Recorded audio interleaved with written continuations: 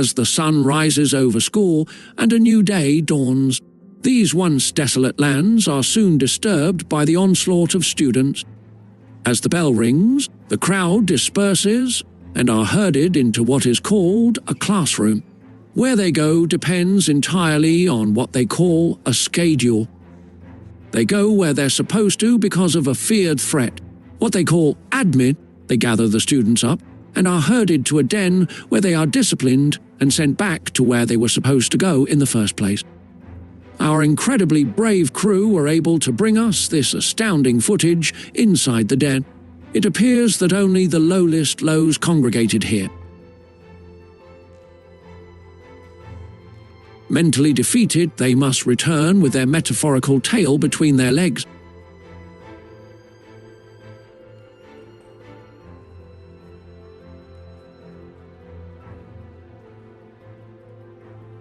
In what these creatures call a classroom, they are forced to listen to an adult mentor called a teacher. A dying breed, the teachers are well aware of their occupational mortality, as the leaders in the district den are forced to let go a good portion. Okay, number 13. What is the name of the game? It appears we have been spotted. The crew mustn't take any risk, as these creatures are well known to be hostile. Nearly avoiding their social deaths, they are left to wander the suspiciously empty camper.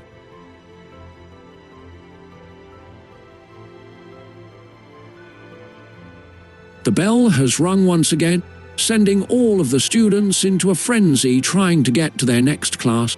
Some are lucky enough to only have to walk perhaps a dozen meters, while others may have to migrate across the concrete plains.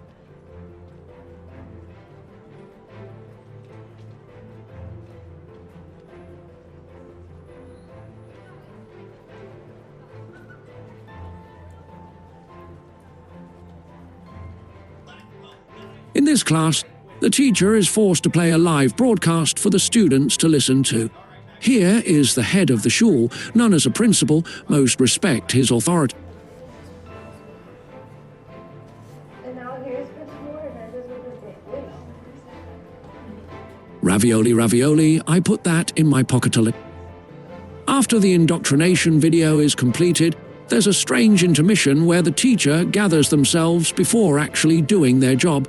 Here the students are left to their own thoughts, oftentimes not thinking at all.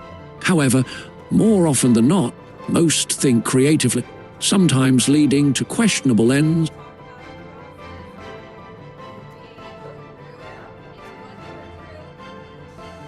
In an effort to defy God and his creation, these indoctrinates have taught the impressionable youths to create their own affronts to the laws of nature. Synthesizing their own beasts of steel, they test the capabilities of their contraptions in a controlled environment, eventually releasing them to wreak havoc upon the world. Evidently, and thankfully, they are only as powerful as their creators are skilled.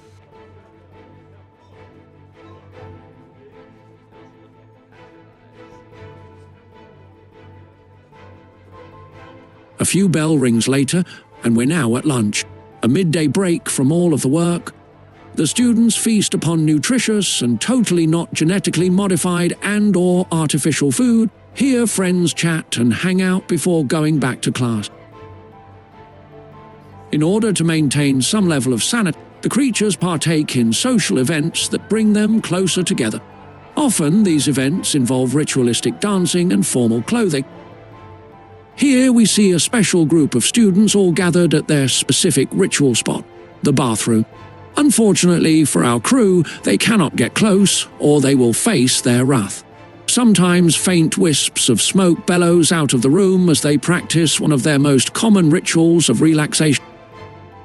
The film crew were able to sneak a camera into one of the AP classes. These students work very hard for little reward. It takes only the elite of teachers to do this class justice. Clearly, this is not one of them. A sigh of relief. Just before the test began, their wireless technology has catastrophically malfunctioned and no longer works.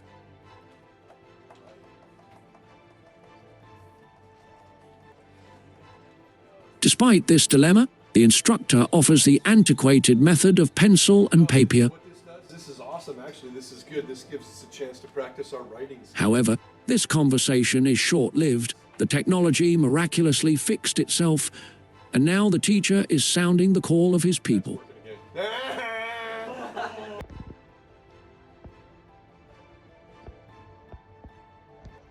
The day is over, and the creatures go back into hiding to the hellholes from whence they came.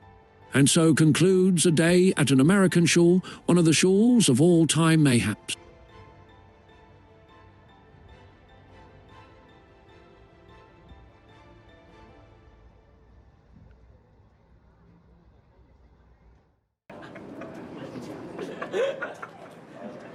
Did I follow them the entire way?